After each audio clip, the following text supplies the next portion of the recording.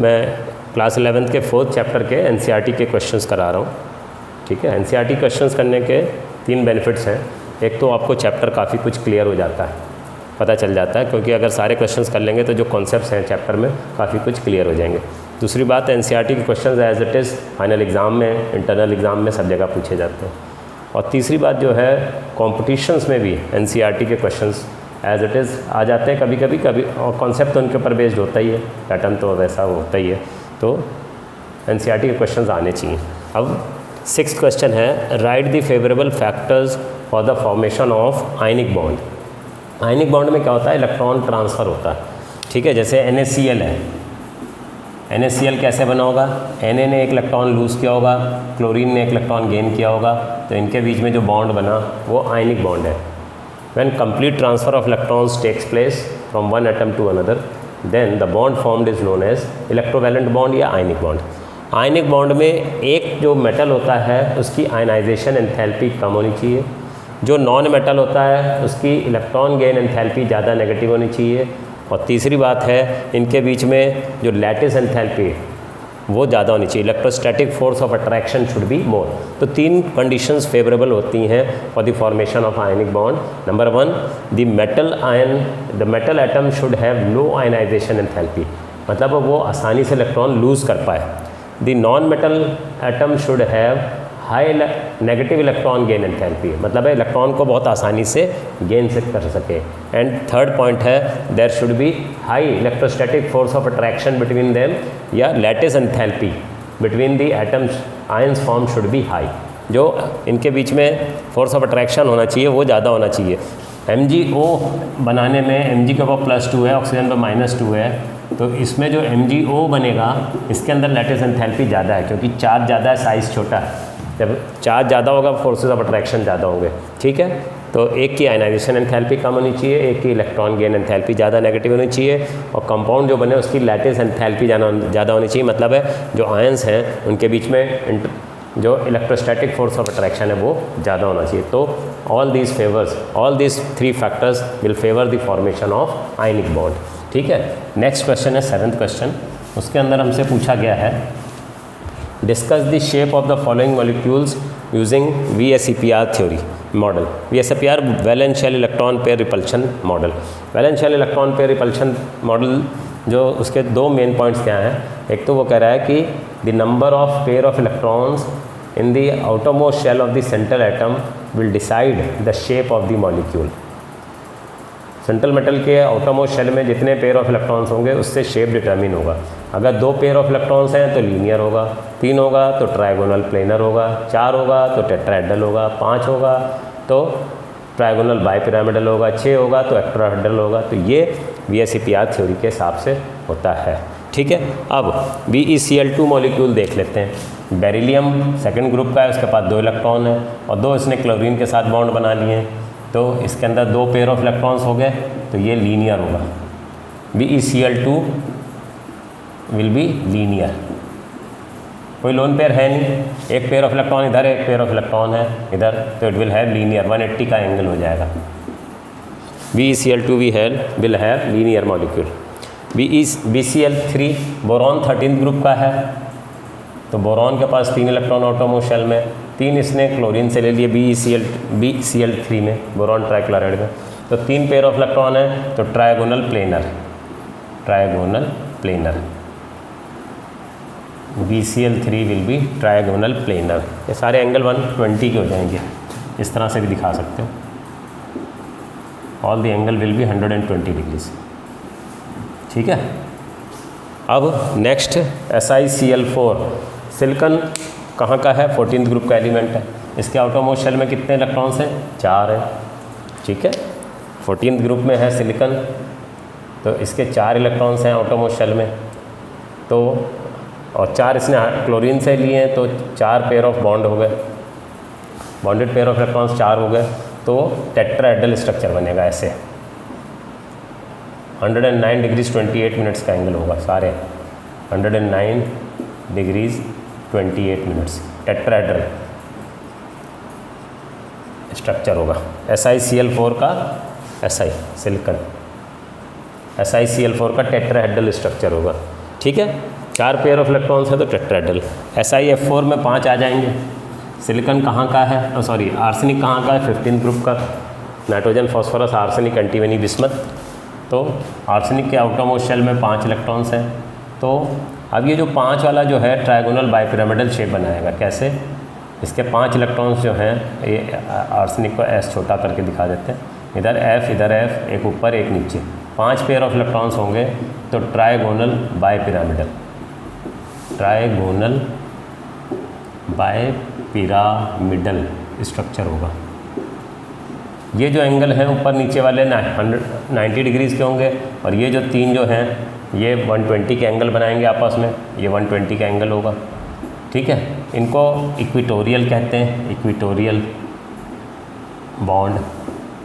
और जो ऊपर नीचे वाले हैं उनको एक्सियल बॉन्ड कहते हैं। एक्सियल बॉन्ड थोड़े लंबे होते हैं, इक्विटोरियल वाले थोड़े छोटे होते हैं, क्योंकि एक्सियल वालों को ज़्यादा रिपल्शन हो रहा है, 3 जने मिलकर रिपेल कर रहे हैं, ठीक है, तो उन पर रिपल्शन ज़्यादा होता है। तो ये ट्रायगोनल बाइपिरामिडल स्ट्रक्चर हो जाएगा आर्सेनिक पेंटाफ्लोराइड का, ठीक है। तो ये स्ट्रक्चर हटा दें सामने से।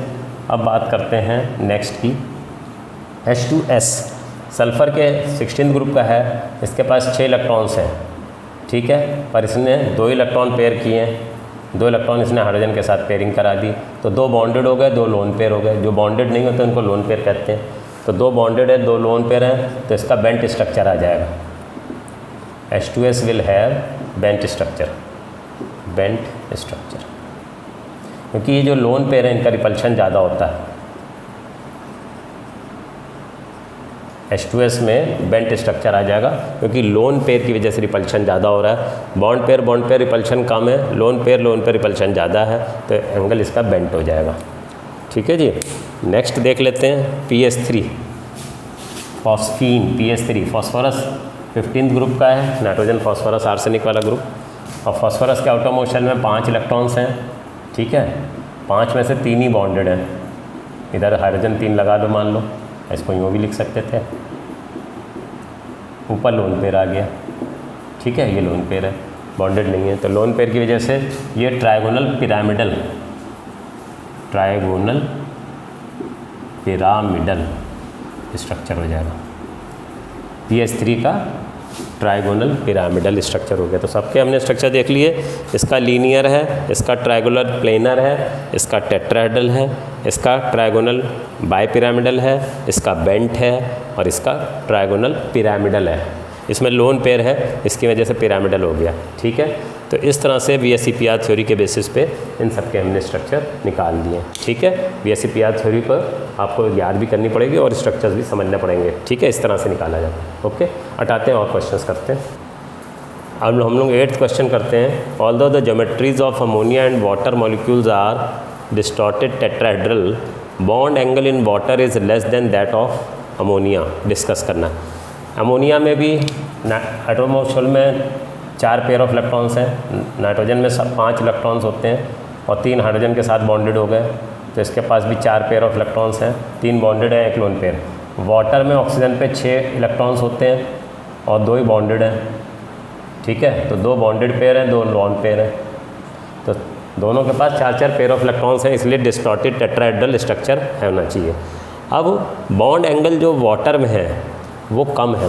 वाटर में बॉन्ड एंगल 104.5 डिग्री का आता है, 104.5 डिग्री का एंगल आता है, क्योंकि वाटर में 2 लोन पेयर हैं। तो ये रिपल्शन बॉन्ड पेयर रिपल्शन ज़्यादा होता है, तो एंगल छोटा हो जाता है। रिपेल ज़्यादा करेंगे तो एंगल छोटा हो जाएगा। अब टेट्राहेड्रल में अमोनिया में होना चाहिए था 109 डिग्रीज़ का, 109.28 मिनट्स का, पर होता क्या है, इस पर 1 लोन पेयर है, तो उसकी भी रिपल्शन है, तो उसकी वजह से 107 डिग्री का एंगल हो जाता है इसका।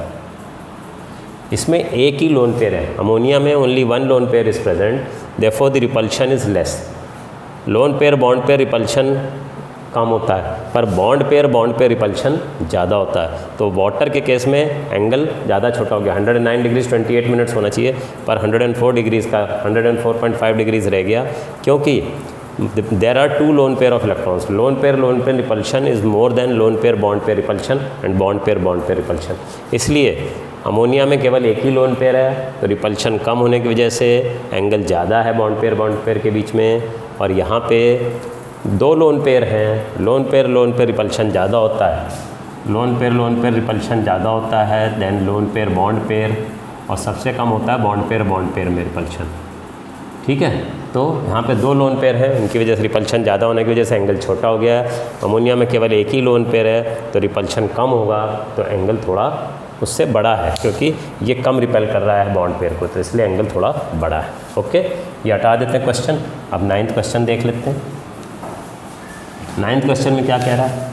9th क्वेश्चन में कह रहा है कि how do you express the bond strength in terms of bond order. जब भी बॉन्ड ऑर्डर ज़्यादा होगा तो बॉन्ड स्ट्रेंथ ज़्यादा होगी। ठीक है, तो इसमें आपको कहना है bond strength is directly proportional to bond order. Bond order ज़्यादा होगा तो बॉन्ड स्ट्रेंथ ज़्यादा होगी। ठीक है, डायरेक्टली प्रोपोर्शनल है, bond order is directly proportional to bond strength. जैसे ट्रिपल बॉन्ड है तो उसके अंदर बॉन्ड ऑर्डर 3 है, तो उसकी स्ट्रेंथ ज़्यादा है, ट्रिपल बॉन्ड को तोड़ना मुश्किल होगा। डबल बॉन्ड की उससे कम है, उसको तोड़ना थोड़ा आसान है। और सिंगल बॉन्ड की और भी बॉन्ड ऑर्डर कम है, बॉन्ड ऑर्डर सिंगल बॉन्ड की 1 है, डबल बॉन्ड की 2 है, ट्रिपल बॉन्ड की 3 है। तो जितना ज़्यादा बॉन्ड ऑर्डर होगा उतनी ज़्यादा बॉन्ड स्ट्रेंथ होगी। बॉन्ड लेंथ जो होती है वो इसका उल्टा होगा, अगर बॉन्ड ऑर्डर ज़्यादा है तो बॉन्ड लेंथ छोटी होगी। ठीक है, तो इस तरह से देख लेते हैं। ये भी हो गया क्वेश्चन 9th हमारा। अब 10th क्वेश्चन देख लें। Define the bond length. Bond length को क्या कहेंगे? It is the distance between the nuclei of 2 bonded atoms. 2 bonded atoms हैं, मान लीजिए एक एटम ये है, ठीक है, एक एटम हमने ये बना दिया और एक एटम ये बन गया। ठीक है, इनके सेंटर क्या न्यूक्लियाई का जो डिस्टेंस है, इसको यूँ प्रॉपर बना लेते हैं। इनके जो न्यूक्लियाई के डिस्टेंस, बीच का डिस्टेंस होगा, इसको हम कहेंगे बॉन्ड लेंथ। ये इतना जो हो गया यहाँ से यहाँ तक का, that is bond length. Bond length is the distance between the nuclei of 2 bonded atoms. एक ये इक्विलिब्रियम डिस्टेंस मानते हैं जो इनको आपस में सेपरेट कर रहा है, इनकी न्यूक्लियाई को। इनके न्यूक्लियाई के बीच में जो डिस्टेंस होगा that is known as bond length. It is the distance between the nuclei of 2 bonded atoms. Average भी कह सकते हैं, average distance between the nuclei of 2 bonded atoms. ठीक है, इसको हटाते हैं, फिर नेक्स्ट क्वेश्चन को लिखेंगे। क्वेश्चन 11th है, explain the important aspects of resonance with reference to carbonate ion. Resonance को हम कैसे एक्सप्लेन करते हैं? When one structure of a molecule और compound is unable to explain all the properties of that molecule, then different structures drawn to explain the properties of that structure are known as its canonical or resonating structures, and but none of them is the actual structure of that compound. जैसे benzene का case ले लें। Benzene का formula होता है C6H6।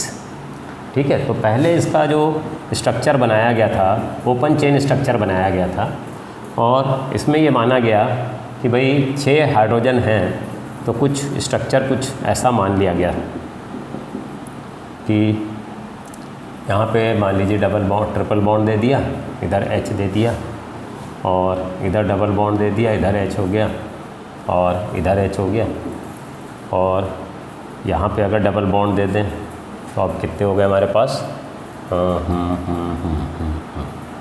अगर हम यहाँ पे एक इधर हो गया, इधर ठीक है, डबल बॉन्ड आ गया, और यहाँ पे डबल बॉन्ड देते हैं, तो हमारे पास हाइड्रोजन अभी कितने हैं? 4 5 हो गए, हमें चाहिए कितने? 6। ठीक है, तो यहाँ ये डबल बॉन्ड है और यहाँ पे भी इसको डबल कर लें। ठीक है, तो ये अब हो गया 6 हो गए। ठीक है, 1 2 3 4 5 6, 2 इधर हो गए, 1 इधर आ गया, इसके ऊपर भी एक हाइड्रोजन आना पड़ेगा। कहाँ पे स्ट्रक्चर में गड़बड़ी है? एक ट्रिपल बॉन्ड हम ले रहे थे तो कहाँ प्रॉब्लम आ रही थी?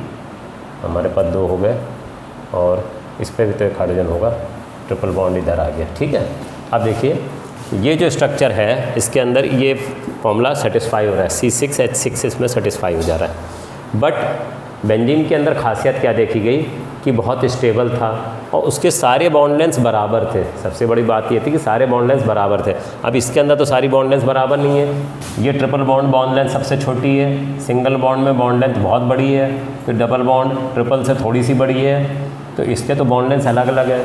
दूसरी ये रिएक्टिव बहुत है, it can be easily reduced, it can be easily oxidised, और बेंजीन काफ़ी स्टेबल था, ना ऑक्सीडाइज हो रहा था ना रिड्यूस हो रहा था, उसकी बॉन्ड लेंथ सबकी बराबर थी, इसमें बॉन्ड लेंथ अलग है। तो फिर इस स्ट्रक्चर को एक्सप्लेन, ये स्ट्रक्चर इसको एक्सप्लेन नहीं कर पाया। फिर कैक्यूल ने स्ट्रक्चर दिया था जो, वो ये वाला दिया था जो रेजोनेटिंग स्ट्रक्चर ऑफ बेंजीन, ये स्ट्रक्चर जो दिया था, तो ये रेजोनेंस बेस्ड था। तो रेजोनेंस क्या होता है कि when one structure is unable to explain all the properties of a compound, then different structures drawn to explain the properties of the compound are known as resonating structure, but none of them is the actual structure। ठीक है, तो ऐसे ही carbonate ion का भी resonating structure बनाना पड़ता है, क्योंकि उसका एक स्ट्रक्चर से उसकी सारी प्रॉपर्टीज़ एक्सप्लेन नहीं होती। तो अब कार्बन के ऊपर 4 इलेक्ट्रॉन हैं, ठीक है, और एक कार्बोनेट आयन में हमारे पास 3 ऑक्सीजन है, ठीक है। तो हम इसको स्ट्रक्चर बना के देख लेते हैं कैसे कैसे बना सकते हैं। ये आ गया। अब ऑक्सीजन एक इधर शेयर करा दिया, 2 इलेक्ट्रॉन शेयर कर दिया, तो ऑक्सीजन के 8 हो गए। अब कार्बन के पास अभी कम है इलेक्ट्रॉन्स, तो इसमें 2 जो नेगेटिव चार्ज आया 2 ऑक्सीजन पे दे दिया हमने, तो ये इस पर नेगेटिव चार्ज है, तो 7 इलेक्ट्रॉन्स ऑक्सीजन पे हो जाएंगे, 6 की जगह 7, क्योंकि एक एक्स्ट्रा इलेक्ट्रॉन है। ऐसे स्ट्रक्चर हो गया। तो इसको स्ट्रक्चर को हम ऐसे बना सकते हैं, इधर डबल बॉन्ड दिखा दिया, इधर सिंगल बॉन्ड दिखा दिया, इधर सिंगल। अब रेजोनेंस में क्या मानते हैं कि ये डबल बॉन्ड शिफ्ट करेगा, तो ये डबल बॉन्ड अब इधर शिफ्ट कर सकता है, ज़रूरी थोड़ी इधर ही हो, ये इधर हो सकता है, और ये ऊपर शिफ्ट कर गया, ये इधर फर्दर शिफ्ट कर सकता है, ऊपर भी जा सकता है। तो ये रेजोनेटिंग स्ट्रक्चर्स हैं, और इसको रेजोनेंस हाइब्रिड कर देते हैं। ये रेजोनेंस हाइब्रिड है, रेजोनेंस हाइब्रिड, ठीक है। ये रेजोनेटिंग स्ट्रक्चर्स हो गए। तो इससे क्लियर हो रहा है कि कार्बोनेट आयन की सारी बॉन्ड लेंथ बराबर है, क्योंकि इनसे नहीं शो हो रहा है, तो they are all canonical structures. तो कार्बोनेट आयन ये शो कर रहा है कि जो रेजोनेटिंग स्ट्रक्चर्स हैं उनकी हेल्प से डिफरेंट प्रॉपर्टीज़ हम किस गिवन कंपाउंड की एक्सप्लेन कर पा सकते हैं, ठीक है। तो इस तरह से रेजोनेंस का जो एस्पेक्ट है कार्बोनेट आयन के हेल्प से, इस तरह से हम कार्बोनेट में ये स्ट्रक्चर हो सकता है। ऐसा नहीं कि एक ही जगह डबल बॉन्ड फिक्स है, कहीं भी डबल बॉन्ड के, तो overall because of resonance their bond length will become equivalent. Okay, हटाते हैं। हाँ, 12th क्वेश्चन हम लोग करते हैं। Can these 2 structure of H3PO3 be taken as the canonical forms of resonance hybrid representing H3PO3, if not give reasons for the same. मतलब ये कह रहा है ये दोनों क्या एक दूसरे के रेजोनेटिंग स्ट्रक्चर्स हैं H3PO3 के। रेजोनेटिंग स्ट्रक्चर्स में मेन 3 बातें तो हमें देखनी पड़ती हैं। एक तो position of the atom should be same. अब इसके अंदर यहाँ पे हाइड्रोजन की पोजीशन यहाँ पे थी, इसको हटा के पोजीशन यहाँ कर दी, पोजीशन चेंज हो गई। यहाँ पे हाइड्रोजन था और H यहाँ पे आ गया, तो ये रेजोनेंस की स्ट्रक्चर को सेटिस्फाई नहीं कर रहा है। Position of the atom should be same, the number of unpaired electron should be same, and the molecules all both the canonical structure should have equivalent energy. ये सब बातें देखी जाती हैं, और ज़्यादा इलेक्ट्रोनेगेटिव पे नेगेटिव चार्ज होना चाहिए, पॉजिटिव पे पॉजिटिव, पर यहाँ पे पॉजिटिव नेगेटिव चार्ज तो खैर नहीं है।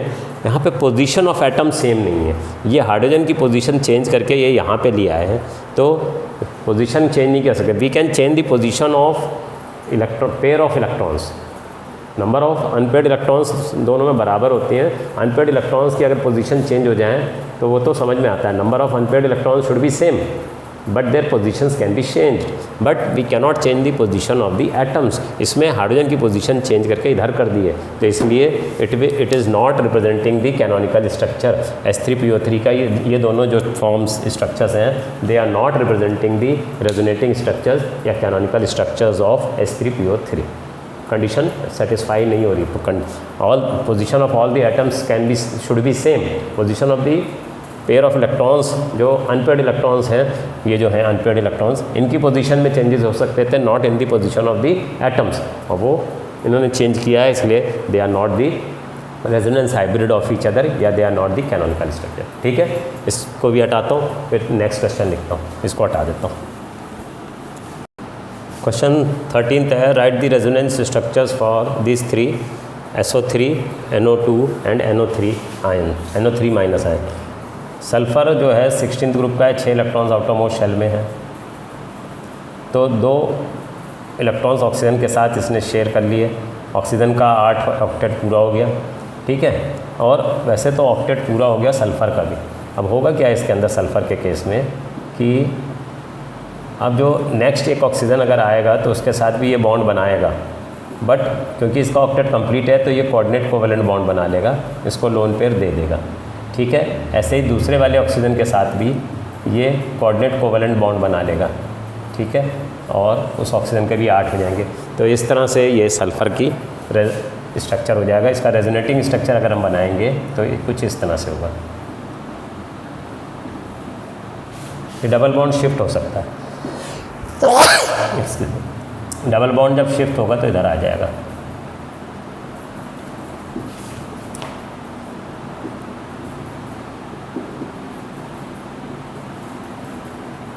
ठीक है, इसका रेजोनेंस हाइब्रिड इस कुछ इस तरह से हो जाएगा।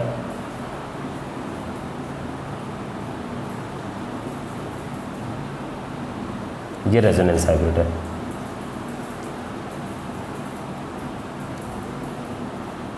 ठीक है, ओके, ये रेजोनेटिंग स्ट्रक्चर्स हो गए सल्फर ट्राइऑक्साइड के, और इसको रेजोनेंस हाइब्रिड कहते हैं। ठीक है, इक्विवेलेंट लेंथ दिखा रहा है ये। और सही NO2 का अगर देखना है तो उसमें कैसे देखेंगे, इसको हटा ही देते हैं पूरा।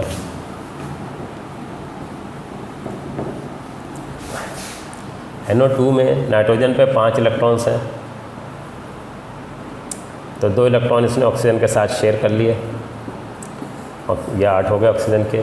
अब दूसरा ऑक्सीजन के साथ ये क्या करेगा, इसको लोन पेयर दे देगा, कोऑर्डिनेट कोवेलेंट बॉन्ड बना लेगा। ठीक है, बट नाइट्रोजन के 7 ही रह जाएंगे, 4 2 6 और एक 7 ही। तो इसका स्ट्रक्चर जो हम दिखाएंगे ऐसे दिखा सकते हैं,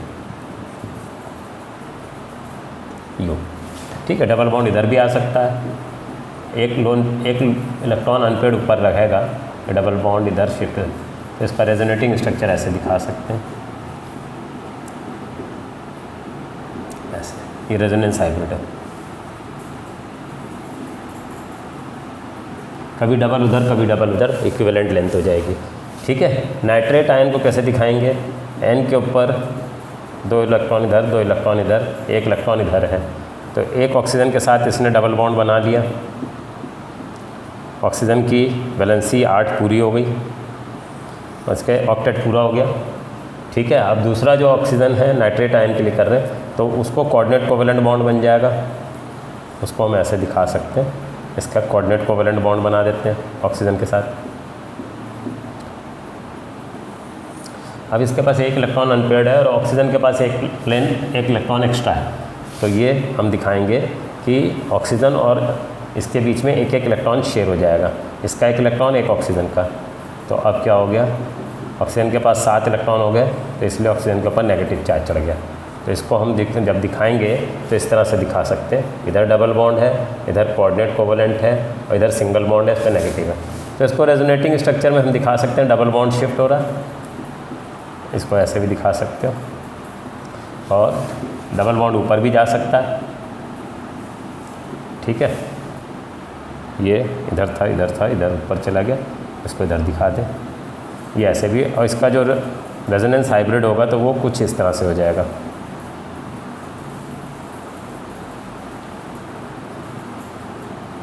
इस तरह से डॉटेड डॉटेड। ठीक है, ओवरऑल नेगेटिव चार्ज चढ़ जाएगा, इसको रेजोनेंस हाइब्रिड कहेंगे, रेजोनेंस हाइब्रिड। ओके, तो ये रेजोनेटिंग स्ट्रक्चर हो गया कि एक तो डबल बॉन्ड है वो पूरे में शिफ्ट हो सकता है, कहीं भी, इधर भी हो सकता है उधर भी हो सकता है। तो ओवरऑल सबकी जो बॉन्ड लेंथ बराबर सी हो जाएगी बिकॉज ऑफ रेजोनेंस, तो इसी को रेजोनेंस हाइब्रिड कहते हैं। तो इस तरह से हम इनके रेजोनेटिंग स्ट्रक्चर्स बना सकते हैं, SO3 NO2 and NO3 minus के। ओके, हटा देते हैं इनको, नेक्स्ट क्वेश्चन करते हैं। 14th क्वेश्चन हम लोग देखते हैं। 14th क्वेश्चन में कह रहा है Lewis dot use Lewis symbols to show electron transfer between the following atoms to form cations and anions. Potassium जो है वो 1 इलेक्ट्रॉन देगा और सल्फ़र 2 इलेक्ट्रॉन लेगा, ठीक है। पोटेशियम का 19 होता है तो 2 8 8 1, ठीक है। 2 पोटेशियम के एटम्स है 2 8 8 1 और दोनों 1 1 इलेक्ट्रॉन देंगे। और सल्फ़र के पास 16 है 2 8 6, ठीक है। तो इसके पास आउटरमोस्ट शेल में 6 इलेक्ट्रॉन्स हैं टोटल। इसको हम ऐसे करके दिखा देते हैं। तो ये अपना 1 इलेक्ट्रॉन देगा, इसको 1 इलेक्ट्रॉन ये अपना देगा। तो ओवरऑल क्या बन जाएगा, पोटेशियम पॉजिटिव और इधर पोटेशियम पॉजिटिव और सल्फ़र के ऊपर 8 इलेक्ट्रॉन्स टोटल आ जाएंगे। अगर इन दोनों ने 1 1 इलेक्ट्रॉन जो दिया है वो ये दिया है तो इसके ऊपर इस तरह से -2 चार्ज चढ़ जाएगा। तो हम कह सकते हैं 2 पोटेशियम के ऊपर पॉजिटिव चार्ज, 1 सल्फ़र पे नेगेटिव चार्ज। इस तरह से दोनों पोटेशियम 1 1 इलेक्ट्रॉन देंगे और इस सल्फ़र के पास 6 इलेक्ट्रॉन थे, 2 इलेक्ट्रॉन और आ गए तो 8 इलेक्ट्रॉन हो गए। ओवरऑल इस पर -2 चार्ज चढ़ गया, इनके ऊपर +2। तो इसका हालांकि फॉर्मूला इसका लिखा जाएगा K2S। पोटेशियम के ऊपर 2 पोटेशियम होंगे, उनके ऊपर पॉजिटिव चार्ज आ जाएगा, 1 सल्फ़र पे -2 चार्ज आ जाएगा। अब कैल्शियम ऑक्साइड में क्या है, कैल्शियम के पास 2 8 8 2 2 इलेक्ट्रॉन्स आउटरमोस्ट शेल में है, ठीक है। और ऑक्सीजन के पास 8 इलेक्ट्रॉन्स हैं तो 2 6 आउटरमोस्ट शेल में इसके पास 6 इलेक्ट्रॉन्स हैं। तो ये अपने दोनों इलेक्ट्रॉन इसको दे देगा।